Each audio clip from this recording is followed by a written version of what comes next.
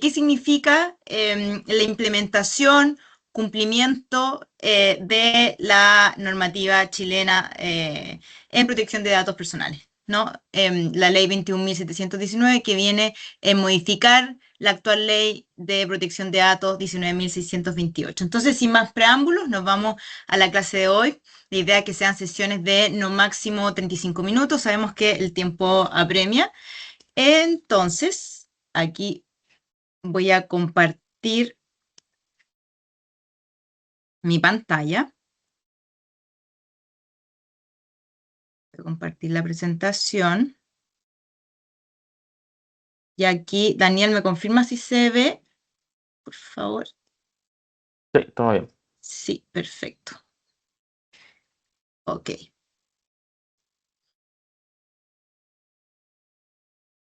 Bueno, tal como les comentaba, ustedes al finalizar esta clase van a ser capaces de, en primer lugar, identificar y seleccionar la base de ilícito apropiada para cada operación de tratamiento de datos que realicen en su institución. En segundo lugar, van a ser capaces de diseñar mecanismos de obtención de consentimiento que cumplan con todos los requisitos legales establecidos en esta normativa. Y tercero, van a comprender las bases alternativas al consentimiento y las condiciones específicas bajo las cuales se puede invocar. ¿Ok?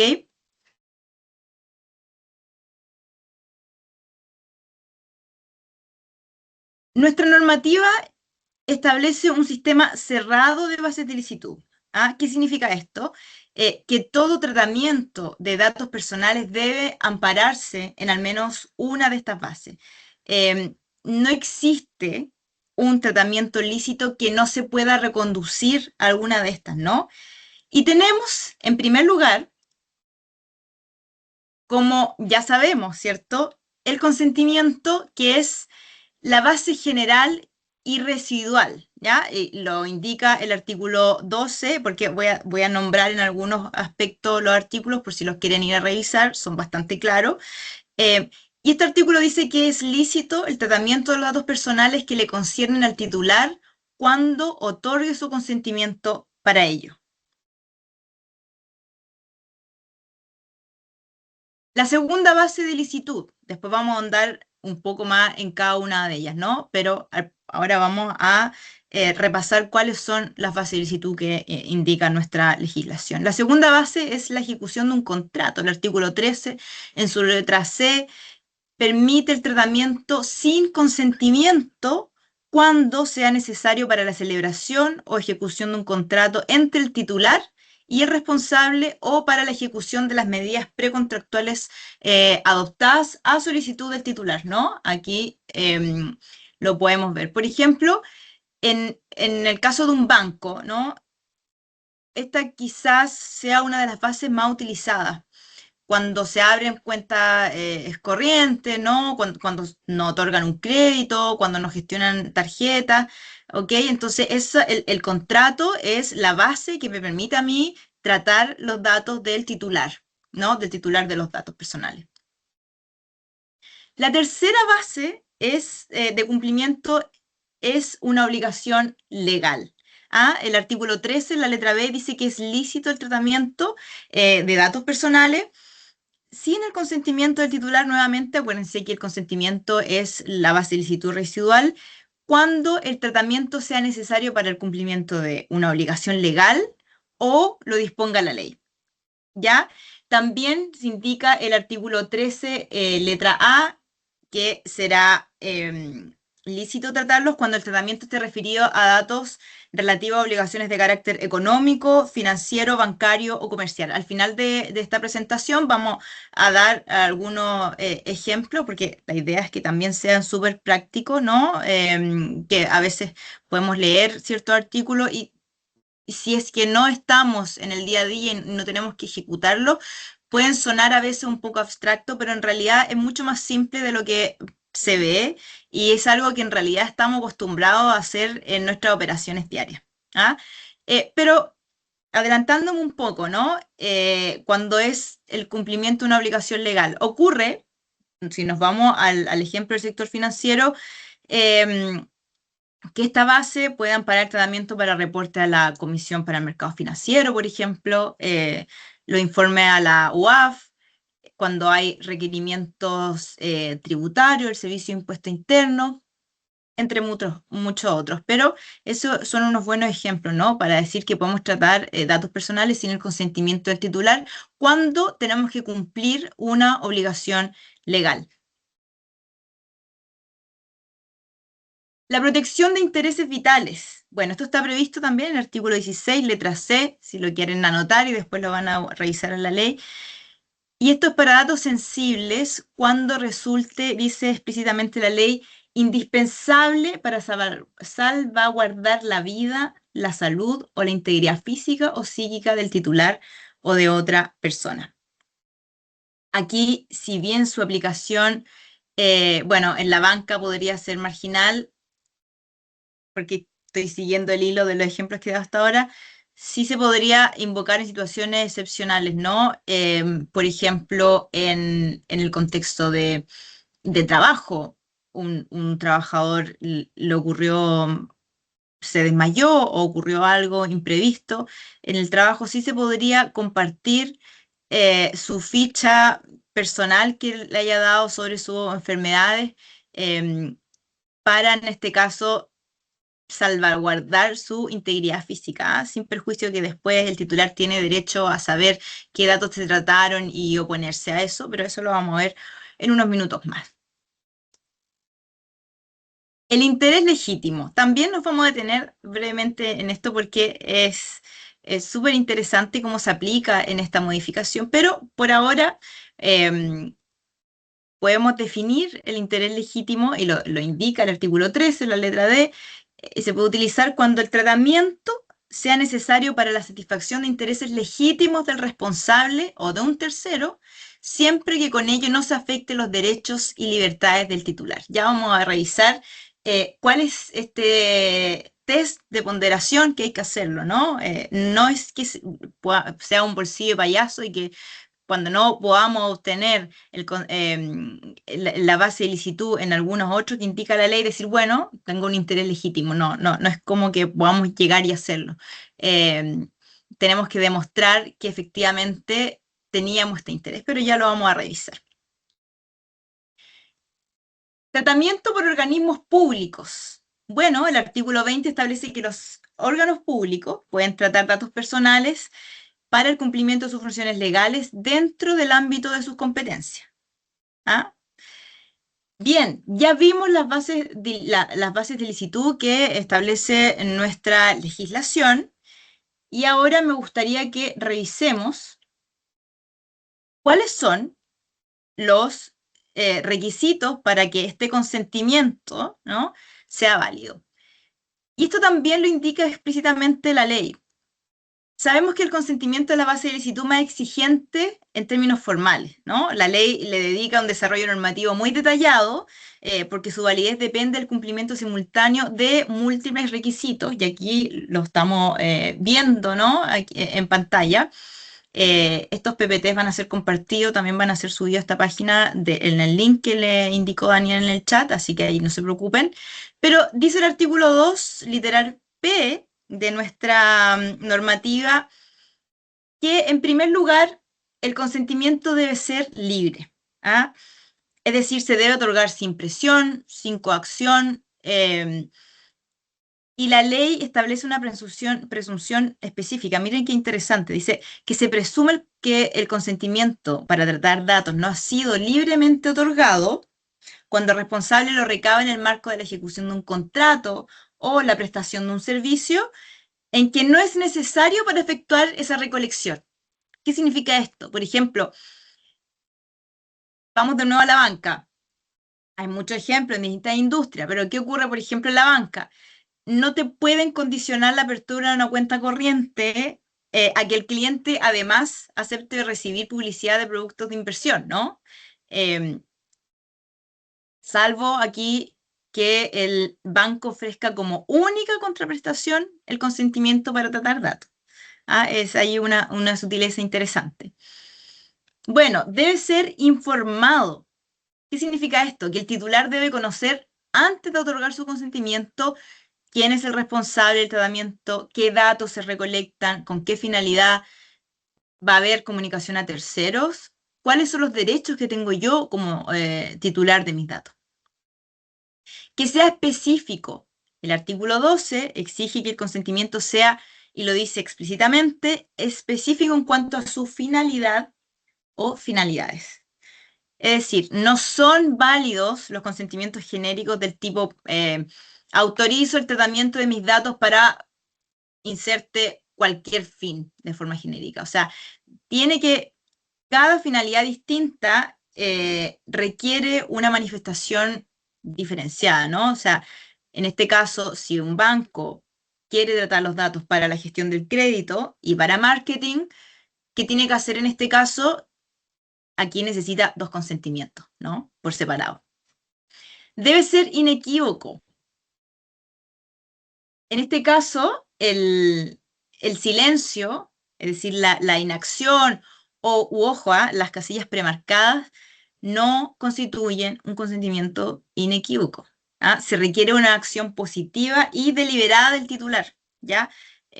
Me ha tocado a mí como usuario, cada vez lo veo menos, pero me ha tocado como usuario ver muchas veces casillas premarcadas. Claramente, cuando entre en vigor esta ley, esta modificación a la ley, esto sería un claro y evidente incumplimiento.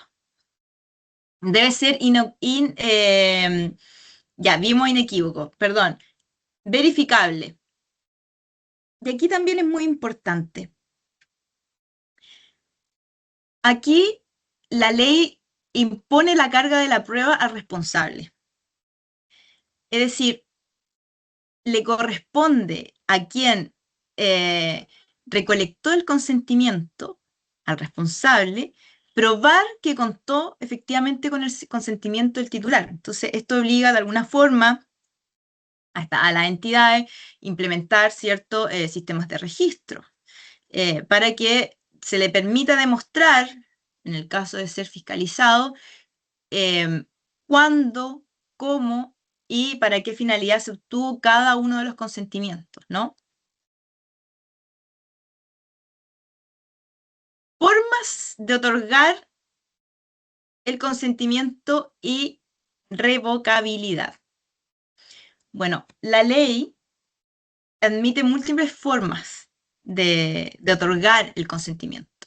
Indica también explícitamente que esta declaración puede ser verbal, puede ser escrita, puede ser electrónica, pero siempre que sea clara y afirmativa, ¿ya?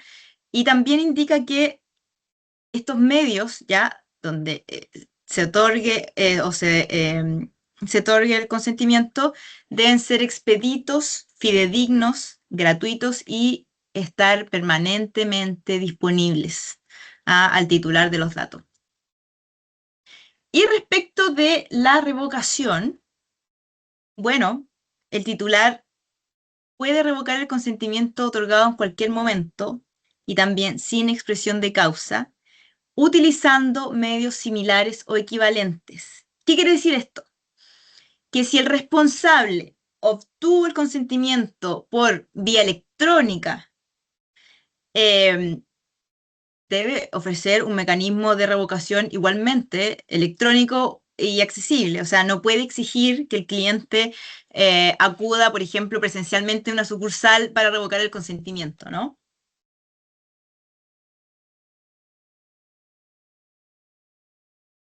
Y aquí algo muy importante. La ley establece que también el consentimiento lo puede otorgar un mandatario, ¿ya? Pero es muy importante que éste se encuentre premunido de esa facultad. Entonces, nosotros, si viene un mandatario a otorgar el consentimiento, ¿no? Por un tercero, nosotros tenemos que verificar de que efectivamente el poder que nos esté mostrando, que nos esté presentando, incluye expresamente la facultad de autorizar el tratamiento de los datos personales. Eso es clave.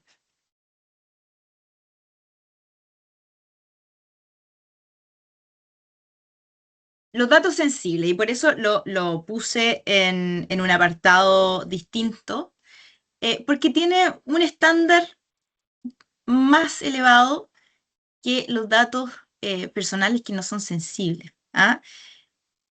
Indica la ley que cuando el tratamiento involucra datos sensibles, esta eleva el estándar del consentimiento y dice que el consentimiento, más que inequívoco, debe ser expreso, ¿ya?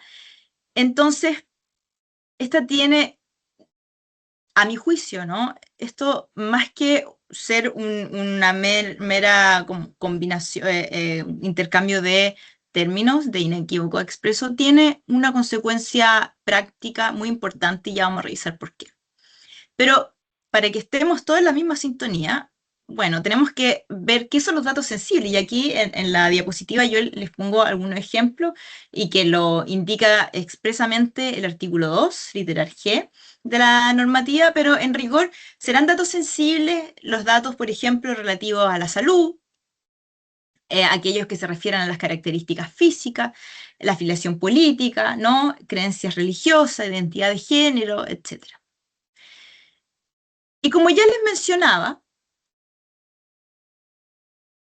el tratamiento, el consentimiento para tratar datos sensibles tiene que ser expreso. ¿Y qué significa esto en la práctica? Entonces, no basta con que una acción, con que haya una acción afirmativa genérica, ¿ya? A mi juicio, para estar en cumplimiento de lo que señala esta normativa respecto de datos sensibles, se requiere una declaración que mencione específicamente que se está autorizando datos sensibles. Y en este caso, la declaración debe identificar las categorías de datos sensibles involucradas. O sea, debe documentarse de forma verificable, grabación, firma electrónica avanzada, registro con marca de tiempo u otros medios fidedignos. Y en los canales digitales, esto típicamente podría implicar que en una pantalla que se extiende una pantalla o hay un paso adicional, ¿no? Que lo diferencie del tratamiento de los datos personales y del consentimiento general. ¿Ah? Y que además esta pantalla o este paso adicional diga con un lenguaje explícito la naturaleza sensible de los datos que además se está autorizando. ¿Ah? No es baladí que el legislador haya hecho esta diferencia. Por lo tanto, nosotros para resguardarnos sí deberíamos hacer este segundo paso cuando, realizar este segundo paso cuando tratemos datos sensibles. Pero también hay algunas excepciones que nos los vamos a revisar tasadamente en honor al tiempo en esta clase. Sin embargo, si alguno tiene alguna duda, yo feliz que me escriban. No tengo ningún problema, todo lo contrario, me encanta esto, así que si discutimos o pimponeamos ideas, yo feliz.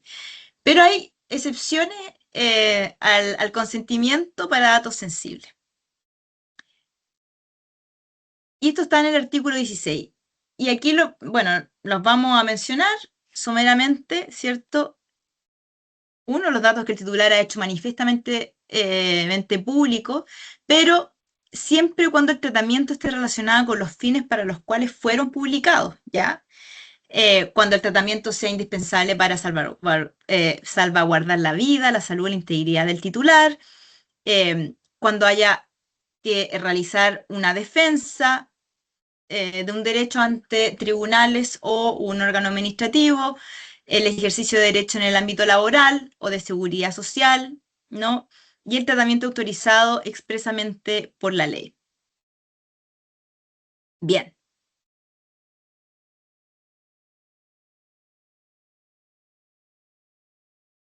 Y acá, como les comentaba al inicio de esta presentación,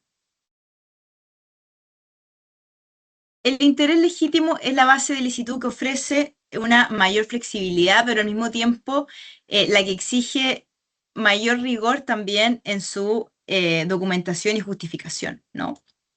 Y esto lo podemos ver si nos vamos al artículo 13, letra D, dice que se puede acudir al interés legítimo cuando el tratamiento sea necesario para la satisfacción de intereses legítimos del responsable o de un tercero, siempre que con ello no se afecten los derechos y libertades del titular. Y además la norma garantiza un derecho mínimo al titular. Indica que el titular siempre podrá exigir ser informado sobre el tratamiento que lo afecta y el interés legítimo en base al cual se afecta, perdón, se efectúa dicho tratamiento. Y acá les decía, ¿no? Ya lo conversábamos. Es importante realizar este test de ponderación. Y aunque la legislación chilena no lo desarrolla expresamente, ¿no? Creo que la estructura normativa sí lo exige de alguna forma implícitamente. Entonces, si nosotros queremos utilizar el interés legítimo como base de licitud, debemos realizar lo siguiente. Uno, por supuesto que debe haber un interés legítimo.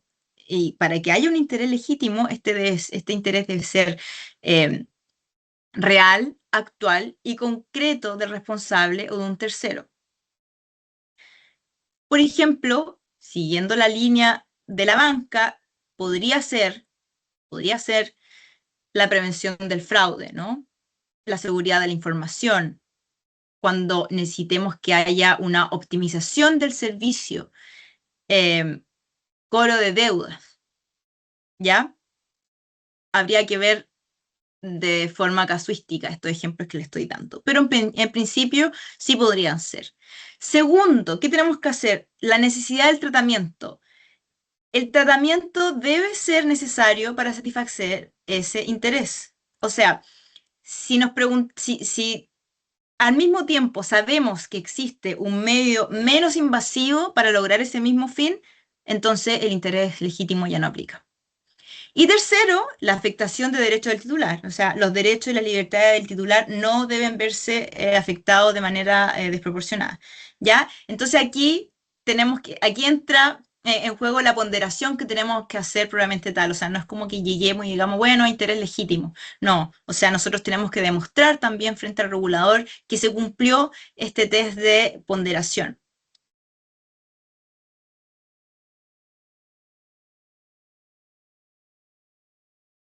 Y aquí también lo comentábamos, ¿no? Que cuando se invoca interés legítimo, eh, la normativa impone obligaciones adicionales de transparencia. Eso es importante.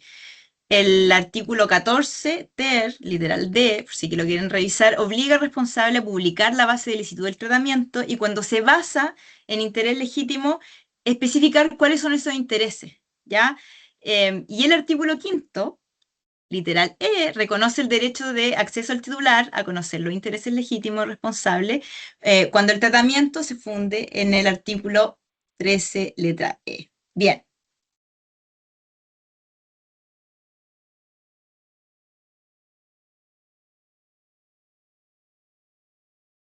Me adelanté. Bien, pero les quiero comentar algo que se me quedó quizá en el tintero y es muy importante. El artículo 16 de la norma, 16 quinquies, establece una presunción favorable. Dice que se entenderá que existe un interés legítimo en el tratamiento de datos personales que realicen las personas naturales o jurídicas, públicas o privadas, incluidos los organismos públicos, cuando el tratamiento se realiza exclusivamente con fines históricos, estadísticos, científicos y para estudios o investigaciones, ¿ya? Es importante también señalarlo si estamos hablando del interés legítimo. Bien, ya hemos cubierto la base de licitud individualmente, pero ¿qué ocurre si necesitamos cambiar de base durante el ciclo de vida del tratamiento? ¿No? Y esto es algo que también me han preguntado harto, ¿no? Que si yo estoy tratando un dato en base al consentimiento, luego puedo cambiarlo a interés legítimo si ya no tengo esa base de licitud consentimiento. Ya, aquí tenemos que distinguir un poco. O sea, este es un aspecto que la ley no regula de forma expresa, pero tiene una gran relevancia práctica en la posibilidad de cambiar la base de licitud durante el ciclo de vida de un tratamiento. Y ya vimos en la sesión pasada que el principio de finalidad tiene como límite que los datos personales deben ser recolectados con fines específicos explícitos y lícitos. ¿Qué significa esto? Que la ley prohíbe tratar datos con fines distintos a los declarados originalmente, ¿ya? Salvo que, recordemos, que los nuevos fines sean compatibles con los originales, que existe una relación contractual que lo justifique, que se obtenga un nuevo consentimiento del titular y que haya una disposición legal que lo autorice. Entonces, ¿qué significa esto en la práctica? Que claro, las bases de licitud los cambios de la base de licitud se pueden presentar frecuentemente. Eh, por ejemplo, durante una relación contractual, el banco puede tratar los datos al amparo de la ejecución de un contrato, pero si el contrato se termina y el banco desea seguir comunicándose con ahora el ex cliente, ¿no? Para ofrecerle nuevos productos, ya no puede invocar la base contractual, ¿no? Entonces, aquí, ¿qué tiene que hacer el banco? Entonces, obtener un consentimiento específico para comunicaciones postcontractuales o invocar un interés legítimo con toda esta ponderación, este test de ponderación que ya hicimos. Entonces, lo que quiero decir, lo que quiero comunicar y que lo que quiero que se queden en esta presentación es que el cambio de base de licitud no está prohibido per se, pero de hecho se puede hacer, ¿no? Pero debe ser coherente, debe ser documentado, debe ser transparente, ¿ya? Eso, eso por ahora, ¿ya? Es decir, que la ausencia de una prohibición expresa no equivale a que haya una autorización implícita para cambiar base de forma arbitraria o decir, bueno, nosotros ya teníamos el consentimiento, no importa lo que pase en el camino, podemos seguir tratando estos datos personales del titular, ¿no? Hay que tener mucho ojo con esto. Bien,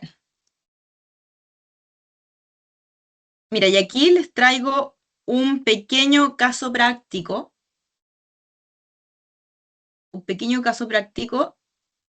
para que veamos si ya aprendimos lo que hemos conversado durante toda esta presentación. Entonces tenemos el caso del Banco Austral S.A., que procesa datos personales de sus clientes para 4 finalidades distintas. Entonces yo quiero que ustedes me digan, y lo pueden dejar en el chat, cuál es la base de licitud que aplica el banco en cada una de estas finalidades, en la hipótesis A, B, C y D. Tenemos para esta actividad 3 minutitos. Yo voy a cargar, se está descargando mi computador, si me da un segundo mientras vamos dejando las respuestas.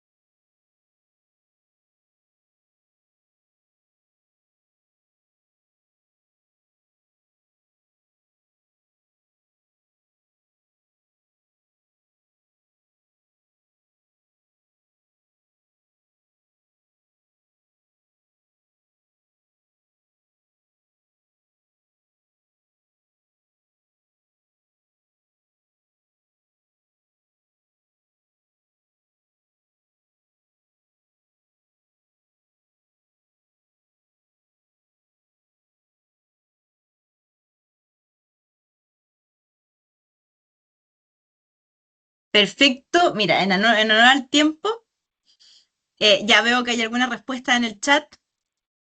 Perfecto. Pero bien, ¿no? Como ya pudieron haber averiguado si estaban atentos a esta presentación, bueno, en el primer caso, ¿no? ¿Cuál es la base aplicable si el banco quiere ejecutar un contrato de cuenta corriente? ¿Cuál es la base de licitud aquí? De hecho, está implícito, ¿no? Un contrato. En este caso, el tratamiento es necesario para cumplir las obligaciones derivadas del contrato de cuenta corriente. ¿Ok? En el caso B, ¿cuál es la base de licitud si el banco quiere efectuar reportes regulatorios a la CMF o al UAF? En este caso es una obligación legal, ¿no?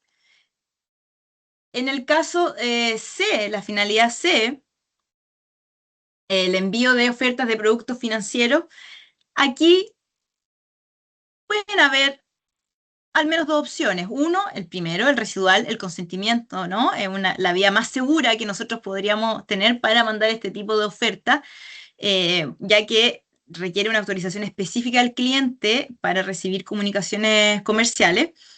O también podríamos usar como base de licitud el interés legítimo, ¿ya? Y podríamos argumentar que en este caso el banco tiene un interés legítimo en comunicar ofertas relevantes a clientes específicos o a clientes existentes, dada su naturaleza.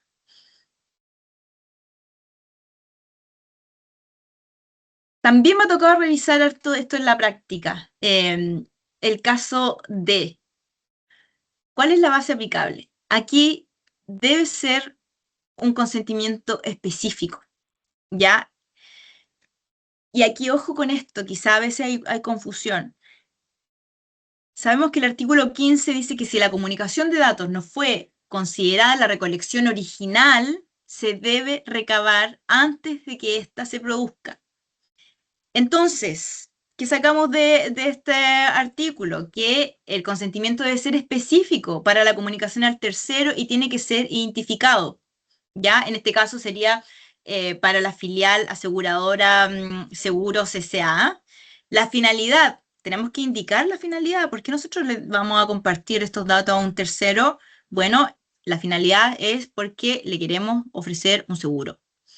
Y tercero, las categorías de datos que se van a comunicar, ¿ya? Entonces, no basta con un consentimiento genérico, digo, autorizo a compartir mis datos a todas las empresas del grupo. Ya, eso sería inválido. Bien, creo que estamos súper bien en el tiempo. Bueno, aquí están las respuestas, van a tener respuesta PPT.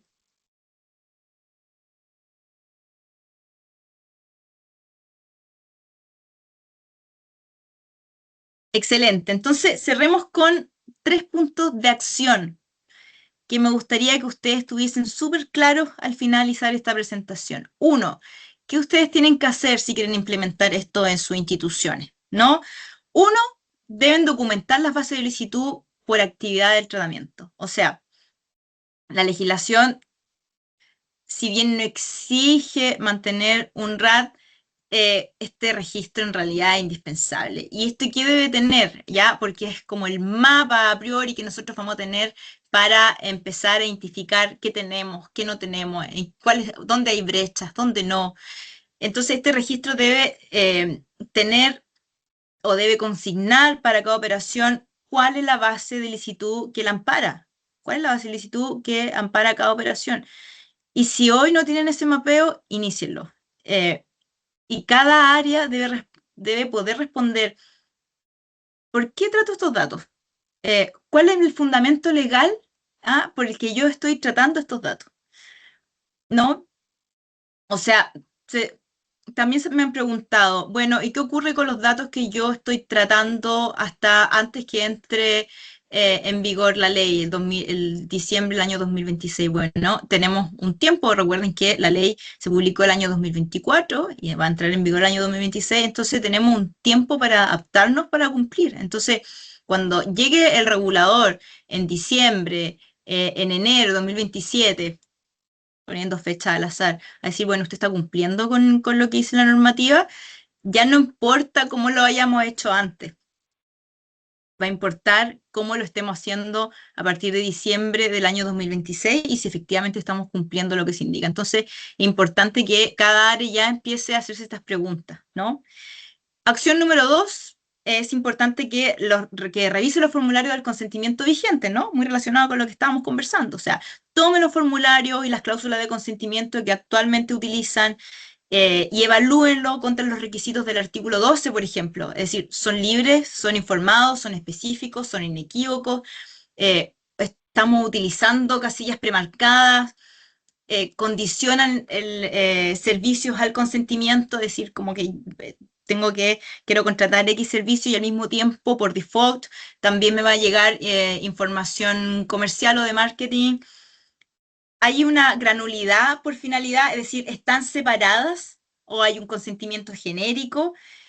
También mi recomendación es que se adapten antes de diciembre del año 2026.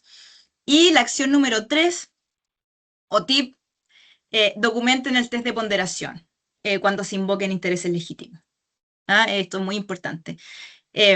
Porque para toda actividad de tratamiento que se funde en interés legítimo, tienen que elaborar un documento, está mi recomendación legal, en donde se acredite cuál es el interés legítimo concreto, por qué el tratamiento es necesario para satisfacerlo, por qué no afecta desproporcionadamente los derechos del titular, cómo se garantiza el derecho de oposición, porque este documento o este registro, digo documento en sentido amplio, ¿no? Puede ser una plataforma, en fin, porque este documento va a ser su defensa ante cualquier reclamación, ¿no? Así que bien, hemos terminado, lo hicimos súper bien en el tiempo. Esta ya, sí, perfecto. Bien, hemos terminado con esta sesión.